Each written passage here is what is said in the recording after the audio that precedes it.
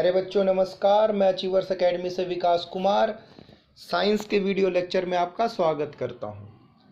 10th class science chapter first chemical reactions and chemical equations. इस chapter में हम first part आपको explain कर चुका हूं, जिसमें कि हमने अभी तक बात किया था केमिकल रिएक्शन क्या होता है, केमिकल रिएक्शन को कैसे हम आइडेंटिफाई करेंगे, क्या उसमें हम ऑब्जर्व करते हैं, केमिकल रिएक्शन को बैलेंस कैसे करते हैं, केमिकल रिएक्शन को रिप्रेजेंट कैसे करते हैं, केमिकल रिएक्शन के टाइप्स कौन कौन से होते हैं। उस टाइप में मैंने आपको कॉम्बिनेशन रिएक्शन और डिकम्पोजिशन रिएक्शन समझाया। केमिकल रिएक्शन के टाइप्स में कॉम्बिनेशन का ही टाइप में आता है एक्सोथर्मिक रिएक्शन, उसके बारे में भी बताया मैंने कि हीट उसमें इवॉल्व होता है, हीट जो है बाहर निकलता है। और डिकम्पोजिशन रिएक्शन में मैंने आपको बताया कि एंडोथर्मिक रिएक्शन होता है, जिसमें कि हीट की हमें रिक्वायरमेंट होती है, हीट की ज़रूरत होती है। और थर्मल डिकम्पोजिशन, फोटोलिटिक डिकम्पोजिशन और इलेक्ट्रोलिटिक डिकम्पोजिशन, ये भी क्या था, ये रहा आपके सामने इलेक्ट्रोलिटिक डिकम्पोजिशन। तो ये भी डिकम्पोजिशन रिएक्शन के ही एग्जाम्पल थे। ठीक है बच्चों, अब आगे बढ़ते हैं। डिस्प्लेसमेंट रिएक्शन क्या होता है, व्हाट इज डिस्प्लेसमेंट रिएक्शन। तो dear student, the chemical reaction in which more reactive element displaces less reactive element from its salt solution.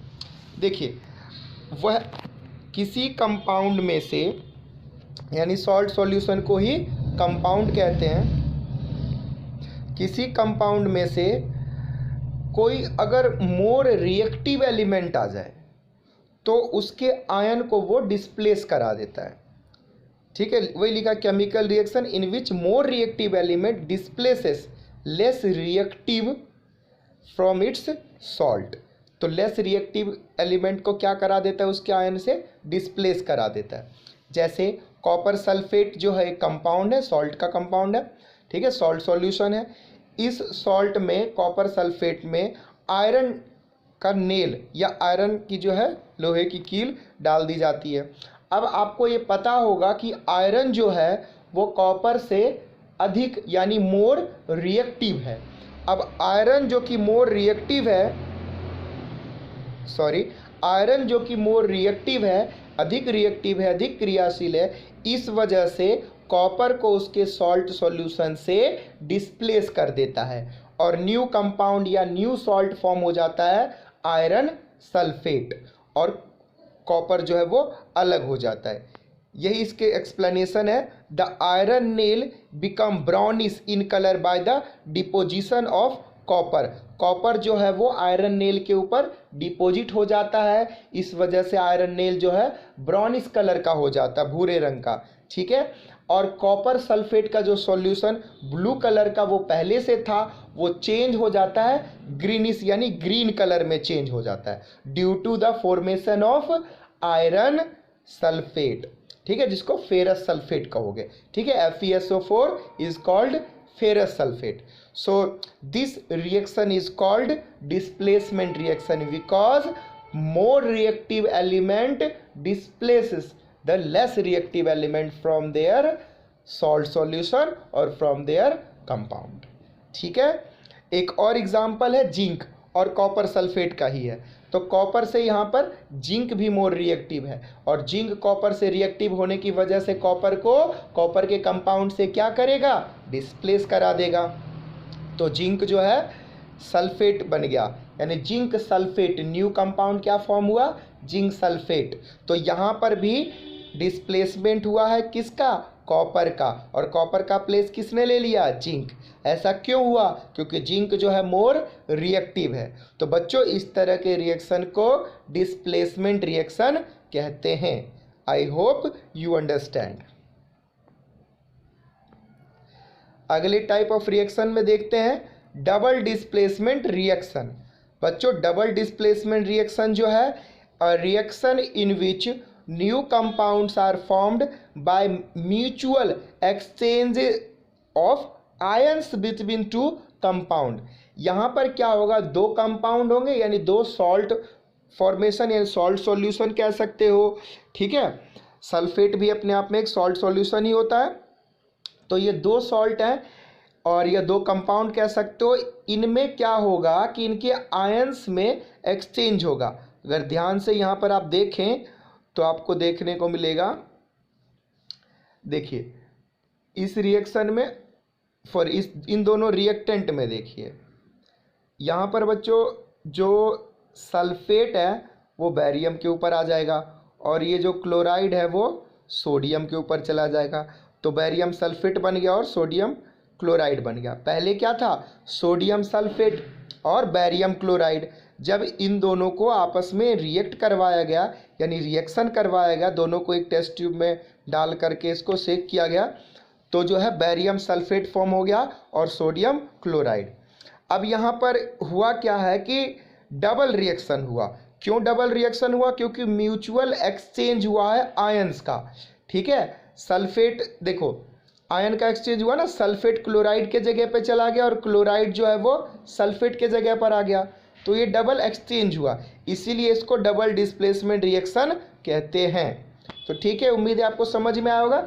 जहाँ पर क्या हो, म्यूचुअली आयन का क्या हो, एक्सचेंज हो, ठीक है, तो उसे डबल डिस्प्लेसमेंट रिएक्शन कहेंगे। बहुत इंपॉर्टेंट है, इसे ध्यान से समझ लीजिए। आगे लिखा हुआ white precipitate barium sulphate is formed so it is called precipitate reaction. बच्चों यहाँ पर एक और इम्पॉर्टेंट सी चीज़ होती है कि जो बैरियम सल्फेट है ये इनसोल्यूबल होता है, ठीक है, ये थक्के की तरह प्रेसिपिटेट के रूप में जम जाता है नीचे, ठीक है, और सोडियम क्लोराइड जो है वो हल्का होता है, वो ऊपर आ जाता है। तो ये जो बैरियम सल्फेट जो जम जाता है इसको प्रेसिपिटेट कहते हैं, प्रेसिपिटेट जमना, थक्का, ठीक है। जब ये नीचे जम जाता है तो इस रिएक्शन को प्रेसिपिटेट रिएक्शन भी कहते हैं, यानी प्रेसिपिटेट ऐसा रिएक्शन जिसमें क्या हो, प्रेसिपिटेट फॉर्म हो, ठीक है। और भी देखिए डबल डिस्प्लेसमेंट के दो और एग्जाम्पल हैं, पोटेशियम आयोडाइड और लेड नाइट्रेट। यहाँ पर भी देखिए आयोडाइड और नाइट्रेट एक्सचेंज होगा। अब देखो लेड आयोडाइड फॉर्म हुआ है और पोटेशियम नाइट्रेट फॉर्म हुआ है, यहाँ पर भी गैसेस ये आयन का एक्सचेंज हुआ। अगले रिएक्शन में देखो पोटेशियम ब्रोमाइड और बैरियम आयोडाइड है, यहाँ पर भी पोटेशियम आयोडाइड और बैरियम ब्रोमाइड फॉर्म हो गया। तो यहाँ पर भी क्या हो रहा है, आयंस का एक्सचेंज हो रहा है। तो those reaction in which ions will exchange that is called double displacement reaction. I hope you understand.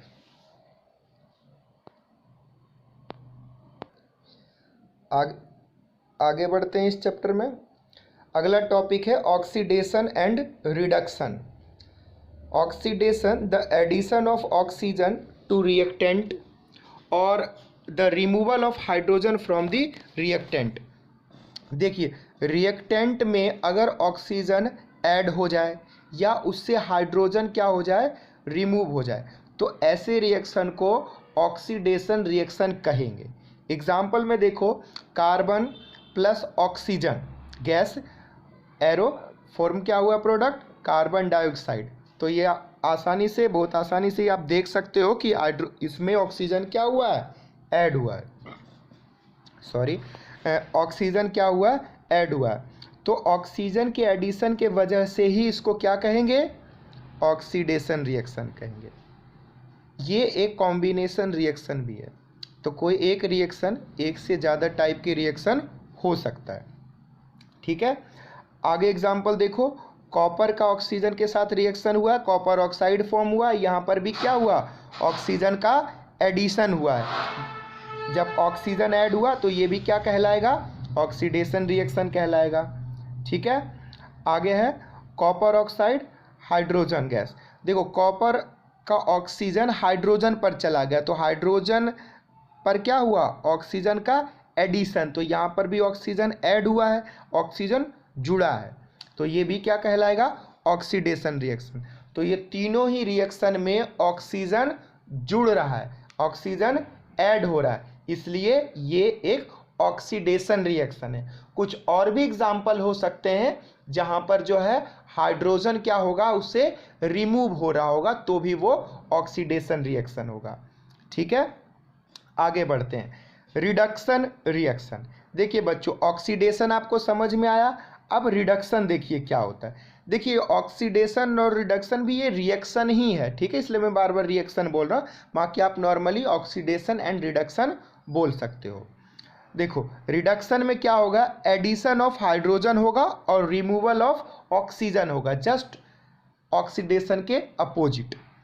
तो आप इस रिएक्शन को देखो, कॉपर ऑक्साइड और हाइड्रोजन गैस। अब देखो कॉपर ऑक्साइड से ऑक्सीजन क्या हुआ, रिमूव हुआ, और क्या फॉर्म हुआ, कॉपर। तो यहाँ पर ये क्या हो गया, यहाँ से ये, तो ये देखो रिडक्शन हुआ। और इसी रिएक्शन में बच्चों ऑक्सीडेशन भी हो रहा है, पीछे ऊपर रिएक्शन था ही, हाइड्रोजन गैस में क्या ऐड हुआ है, ऑक्सीजन, तो ये क्या हुआ, ऑक्सीडेशन। आगे एक चीज़ और इम्पॉर्टेंट है, रिडक्शन ऑक्सीजन के साथ साथ कोई एक ऐसा रिएक्शन जिसमें ऑक्सीडेशन भी हो और साइमल्टेनियसली यानी साथ साथ रिडक्शन भी हो। So both oxidation and reduction both simultaneously take place, एक साथ दोनों हो, तो ऐसे रिएक्शन को रिडॉक्स रिएक्शन कहेंगे। ठीक है, oxidation and reduction both occur same time, ठीक है, एक ही साथ दोनों होगा तो इसको ऑक्सीडेशन रिडक्शन के साथ साथ रिडॉक्स रिएक्शन भी कहेंगे। In this reaction copper oxide is reduce to copper and hydrogen gas is oxidised to H2O water. So oxidation and reduction taking place together is called redox reaction. ठीक है, I hope you understand. Move to next topic. अब ये chapter का ये last topic बचा है बच्चों, corrosion and rancidity. When a metal is exposed to moisture, air, acid, etc. for some time, a layer of hydrated oxide is formed, which weaken the metal and hence metal is said to be corrode. जब किसी metal को खुले में expose छोड़ दिया जाता है, वहाँ पर नमी होगी, मॉइस्चर, एयर होगा, एसिड होगा, तो वैसे में क्या होता है कि वो मेटल जो है वो कोरोड हो जाता है, यानी उसके ऊपर एक हाइड्रेटेड ऑक्साइड का एक लेयर जम जाता है जो उसको एक तरह से डिस्ट्रॉय करना शुरू कर देता है। ठीक है, और मेटल जो है कमज़ोर हो जाता है। इसी तरह से एक एग्जांपल है रस्टिंग का। आयरन के केस में इस तरह की चीज़ें होता है कि आयरन के ऊपर रस्टिंग लग जाता है, यानी आयरन को जब आप एक्सपोज कर दोगे ह्यूमिड एयर में, यानी नमी में, मॉइस्चर में, और वहाँ पर क्या होगा, रस्टिंग हो जाएगा। तो रस्टिंग जो है एक एग्जाम्पल है कोरोजन का, और कोरोजन सभी मेटल के लिए कहा जाता है, और रस्टिंग केवल जो है वो आयरन के केस में होगा। Black coating of silver, silver यानी चांदी के ऊपर ब्लैक कोटिंग लग जाता है, ये भी कोरोजन है। ठीक है, green coating on copper, copper के ऊपर ग्रीन कलर की कोटिंग जम जाती है, उसे भी कोरोजन कहते हैं। कोरोजन को जो है रोका जा सकता है, प्रिवेंटेड बाय गैल्वेनाइजेशन। ठीक है, गैल्वेनाइजेशन में क्या होता है, जिंक की लेयर चढ़ा देते हैं। जिंक जो है वो आयरन से मोर रिएक्टिव है, तो आयरन जो है डिस्ट्रॉय, या जिंक काफ़ी रिएक्टिव होता है तो जिंक से लेस रिएक्टिव जितने भी मेटल है उसके ऊपर जिंक की लेयर चढ़ाई जा सकती है। इलेक्ट्रोप्लेटिंग होती है, ठीक है, और पेंट वगैरह, ऑयलिंग, ग्रीसिंग, ठीक है, ये सब करने से क्या होता है, कोरोजन को जो है आप रोक सकते हैं। ठीक है, आगे बढ़ते हैं, rancidity, oxidation of fats and oils when expose to air known as rancid. देखो जितने भी फैटी ऑयली फूड आइटम्स होता है वो अगर उसको एक दिन शाम तक देखोगे वो उसका टेस्ट, उसका अडर जो है ना, गंध खराब हो जाता है। क्यों? क्योंकि वो ऑक्सीडाइज्ड हो जाता है। जब आप उसको ओपन एयर में वैसे छोड़ दोगे तो ऑयली चीज़ें जो खराब हो जाएगी, क्योंकि वो ऑक्सीडाइज्ड हो जाती है। इसी तरह के ऑक्सीडेशन को रैंसिडिटी कहते हैं। ठीक है, वही लिखा हो कि बैड स्मेल आने लग जाता है, उसका टेस्ट भी क्या हो जाता है, बैड हो जाता है, खराब हो जाता है। तो इस रैंसिडिटी या रैंसिड होने से भी आप जो है रोक सकते हैं। कैसे? एडिंग एंटीऑक्सीडेंट जो कि ऑक्सीडेशन से उसको बचाए। फूड आइटम को एयर टाइट कंटेनर में रखें जहाँ पर कि ऑक्सीडेशन जल्दी नहीं होगा और वो रैंसिड यानी खराब नहीं होगा। रिप्लेस करें एयर को हाइड्रोजन से। आपने देखा हो चिप्स का पैकेट, चिप्स भी क्या होता है, ऑयली होता है, तो चिप्स के पैकेट को नाइट्रोजन गैस उसमें भरा होता है जिससे कि सालों साल जो है चिप्स खराब नहीं होता। ठीक है। रेफ्रिजरेशन भी कर सकते हैं, अपने फ्रिज रेफ्रिजरेटर में भी इस चीज़ों को रख सकते हो, ऑयली फूड आइटम को, तो भी काफ़ी समय तक उसमें रखा जा सकता है बिना खराब हुए। ठीक है, तो इस चैप्टर में इतना ही, मिलते हैं अगले वीडियो में। उम्मीद करता हूँ ये चीज़ आपको समझ में आई होगी। अगर किसी तरह का कोई डाउट हो तो हमारे कमेंट बॉक्स में जाके कमेंट करें, व्हाट्सएप ग्रुप पर मैसेज भी कर सकते हैं, व्हाट्सएप कॉन्टैक्ट पर भी आप आ सकते हैं, हमसे जुड़ सकते हैं। और मिलते हैं अगले वीडियो में, तब तक के लिए thank you so much for watching this video. Please share and subscribe my YouTube channel achievers academy by Vikas Kumar Sharma. Thank you so much.